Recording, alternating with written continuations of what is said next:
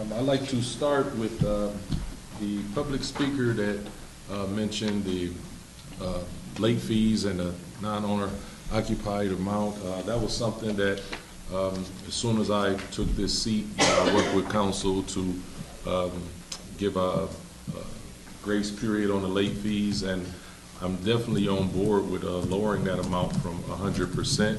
But right now, we made an adjustment to that ordinance to where if your late fee date was coming up, you would have an additional 2 weeks before you got that 100% increase.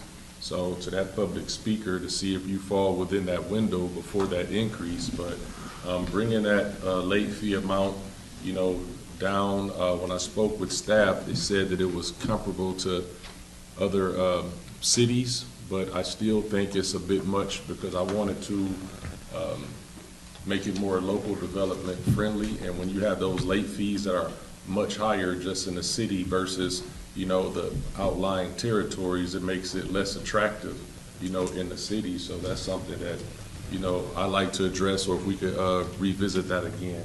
I want to speak with the other public speaker that talked about the viral video. I seen a small clip of that, and the parent reached out to me and talked to me about it. And the first thing I asked was there a police report made? And she said that it wasn't a police report made. So I think, before council or the city says anything, it starts with reporting of it to see if it's held, and that we can't step in front of that. So she said she was going to make a report about what happened, because right now there's no details of the incident if there's no report.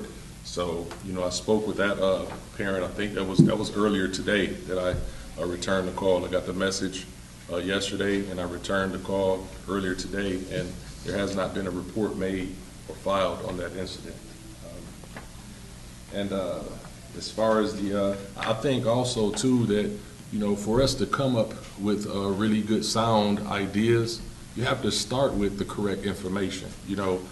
Putting misinformation or just going after viral moments and things like that, it causes a lot of confusion, and you're not able to come up with really good ideas with so much misinformation. Just like with the article, when we're trying to move forward with the public nuisance ordinance, that from my understanding, and we're talking with the chief, there are certain situations where they can't come onto private property to break up situations before it happens. So my understanding, that's filling in that gap. Instead of waiting for something to happen, they can be proactive.